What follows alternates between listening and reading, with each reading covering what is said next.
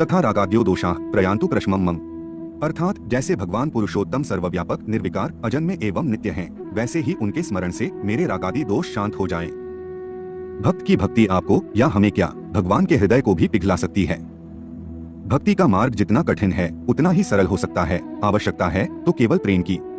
भक्त और भक्ति का परिचय उदाहरण सहित आपको इस वीडियो में मिलेगा। कृपया वीडियो को अंत तक देखें और चैनल को सब्सक्राइब अवश्य करें। विलंब न करते हुए आरंभ करते हैं।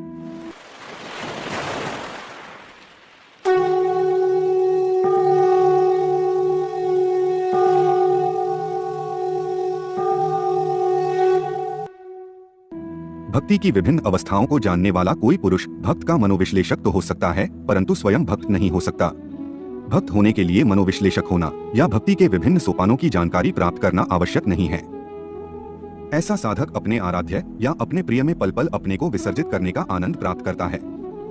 वह उत्ताल लहरों पर तैरती उस नाव के समान होता है जिसे यत्र तत्र सर्वत्र विशाल जलराशि सा अपना प्रिय दिखाई देता है। वह अपनी भावना के अनुरूप अपने आराध्य का दर्शन अपने अंदर की आंखों से करता है। इसके अतिरिक्त वह भक्त बाहर, घर में, मंदिर में, चिंतन में अथवा चर्चा में केवल उनके ही साथ जीता है। इसे हम एक कथा द्वारा समझेंगे।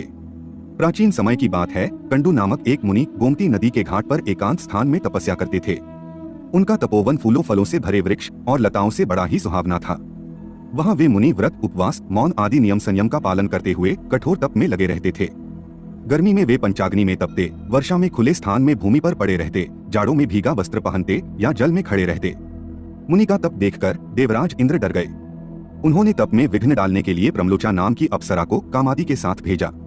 मुनि के आश्रम में आकर वह अप्सरा उनके सामने नाचने गाने और उन्हें लुभाने लगी। कामदेव ने मुनि के मन में क्षोभ उत्पन्न कर दिया। मुनि अब तक अपने तप के ही बल पर रहने वाले थे, भगवान का आश्रय था नहीं, तो वे उस अप्सरा के वश में हो गए। कामवश होकर प्रमलोचा अप्सरा को उन्होंने आश्रम में रख लिया और तपोबल से स्वयं 16 वर्ष के युवक बनकर उसके साथ रहने लगे। वे अप्सरा में आसक्त हो गए थे। उनके स्नान, संध्या, हवन, तर्पण, व्रत, नियम और उपवास आदि सब छूट गए। इस प्रकार उस अप्सरा ने मुनि को अपने मार्ग से भटका दिया। कंडू मुनि कामवश उस अप्सरा में इतने आसक्त हो गए कि उन्हें रात दिन, पक्ष मास तो क्या वर्षों का भी कुछ ज्ञात नहीं होता था।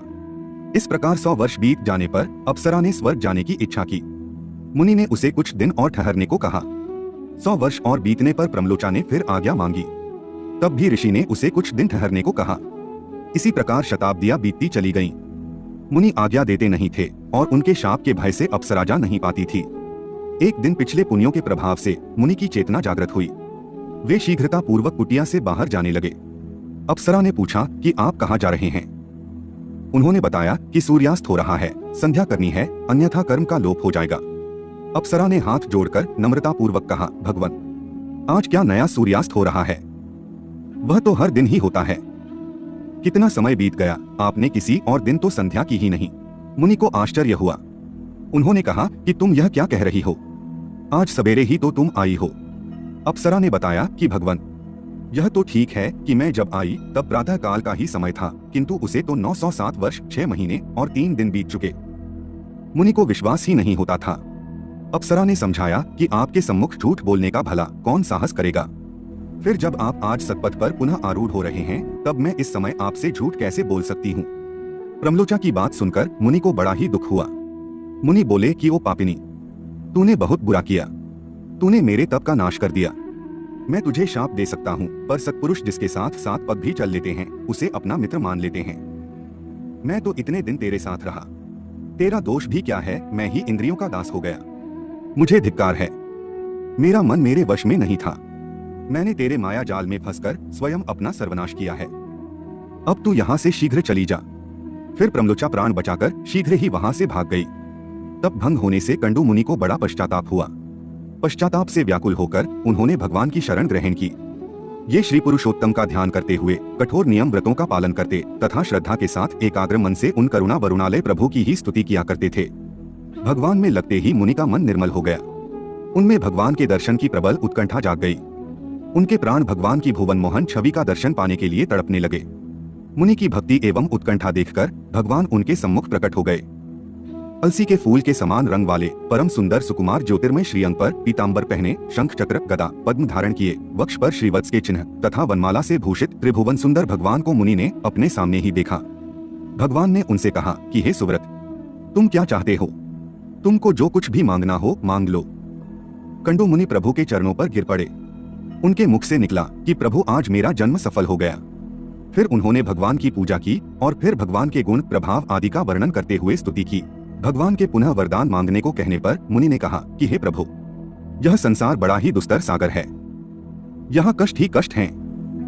मैं इसमें आपकी माया से मोहित होकर अनादिकाल से चक्कर लगा रहा हूँ।